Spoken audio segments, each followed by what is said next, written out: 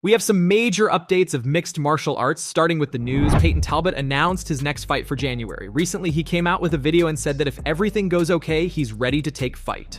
Probably returning to the octagon in January if everything goes right. I've been trying to fight, like I said, not having much luck with people saying yes. A lot of frauds, a lot of wusses in the bantamweight division.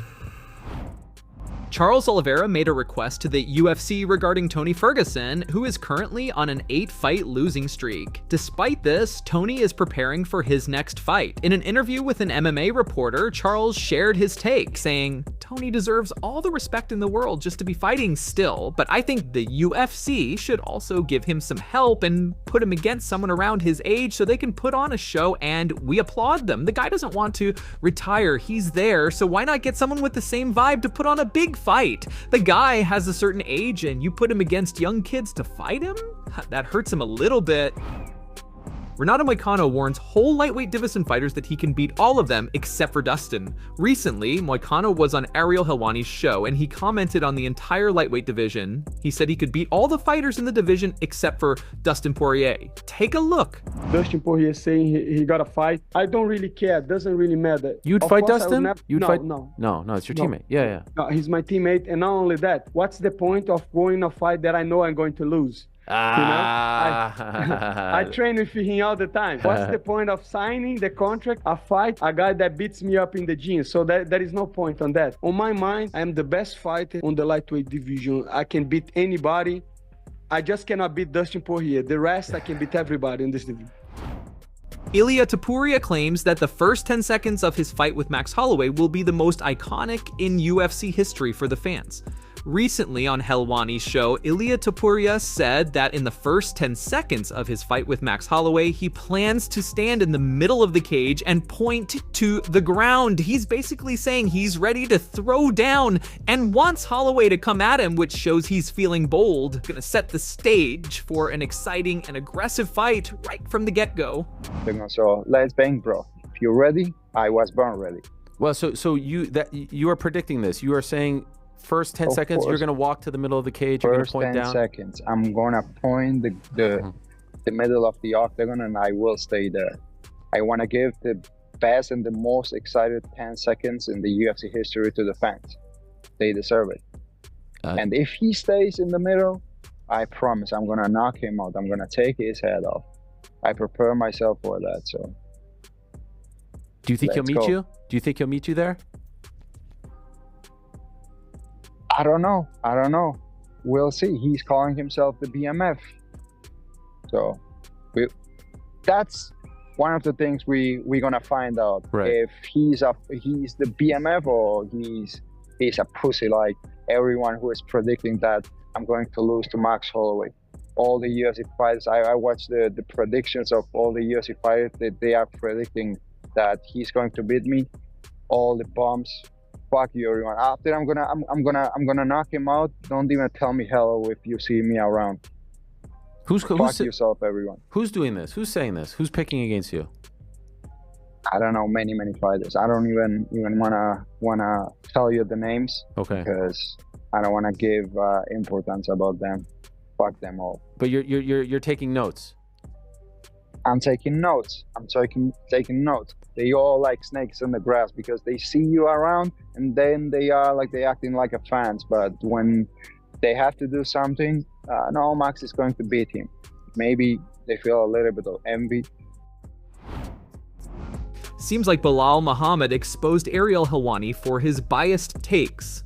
Belal recently called out Helwani during one of Helwani's shows. He felt that Helwani had been unfairly critical of him. This comes after Helwani's interview with Tom Aspinall, where they discussed the challenges fighters face when competing in the early morning hours at UFC 304. Belal said he only hears one person throwing insults and negativity, pointing at Helwani for being the source of the criticism. Yeah, I mean, obviously Ariel Helwani is one of the biggest haters in the world, right? He's not. He knows what he's doing when he tries to bring these questions to fighters and he tries to get you to hate on him. And he's been wanting to get people to make excuses for why Leon lost his fight. Even Leon's missing, right? He hasn't gone on a show, but he's looking for that. So you're going to ask the guy that won by knockout on that card like a moron, hey, you know, the time change was a difference for him. So that would mean it was a time change was a difference for Razor Blades too. Maybe that affected Razor Blades. Aspinall there. Aspinall won by knockout, you moron. Paddy Pimblett won by knockout, you moron. And, you know, what's his face? Leon Edwards, he hired the sleeping coach from NASCAR. But Ariel is just a pure hater. He's been hating on me this is my career. He's another one of the guys that for sure had tears in his eyes when he saw me carry that belt. He had tears in his eyes when he saw Leon Edwards lose that fight. I didn't have to go through get the belt by coming on his stupid podcast and, you know, bowing down to him and, you know, hoping that he would say my name for a title shot. I went the hard way. I went the long way. I got it myself. I didn't need nobody's hand. I didn't need I didn't put your handouts for nothing. I got it myself. So for him to keep hating like that, that just shows the type of person he is. He's a clown. So respect to Aspinall. Aspinall's the man, and he said it the way it was. Bingo. I dominated him. It wasn't a fluke. It wasn't this. It wasn't that. It wasn't just. I went in there. I went into his home country. I dominated him. We both fought at the same time. We both fought at the same 5 a.m. time zone, and it was hard for me. It was hard for everybody on the card. Winners are going to win. Losers are going to lose. Cry. In response, Ariel Helwani made the statement he wrote on his X handle. I only hear one dude throwing a lot of insults and hating. I've never done that, even though Belal always claims otherwise. Same old, same old. The interview in question, yesterday's with Aspinall, was my first with guests since a week before the Manchester card. So the notion that I've been asking everyone to hate on Belal is factually incorrect. I literally haven't talked to anyone for 3 months. I've also not asked to speak to Leon since the fight. I've only had 2 shows. As predicted, I said one critical thing. I think Leon was off that night due to the time difference. Not every human is the same, while also giving Belal props before and after the fight. And again, it's all this insulting. I said repeatedly he was getting screwed by not getting the title shot earlier. Same old story. In short, it's good to be back. Peace and love. Conor McGregor shared new sparring footage, and it looks like he might fight in BKFC. He has called out different fighters for this fight multiple times, and recently he shared sparring footage related to it. Take a look. Go.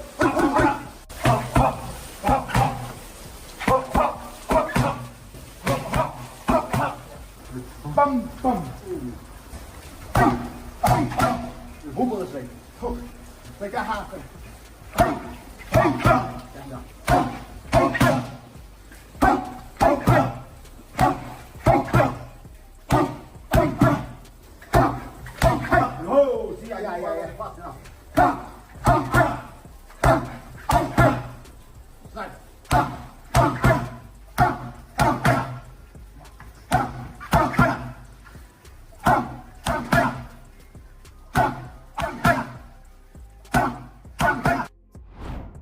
Dana White breaks down how UFC rankings get decided. So during a recent fight conference, a reporter asked Dana how they figure out the rankings. Here's how Dana responded. No, we can't do it. I don't think that it's right that we would do the rankings. No matter how unbiased you try to be, it's impossible. And I'll be honest with you. There are some fighters I don't like. There's fighters that I really like.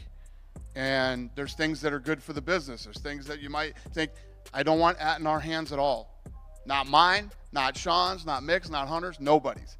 There has to be a third party that or AI or something that does the rankings. It's impossible not to be biased. And I believe that there's bias with the media too. It's impossible not to be biased. So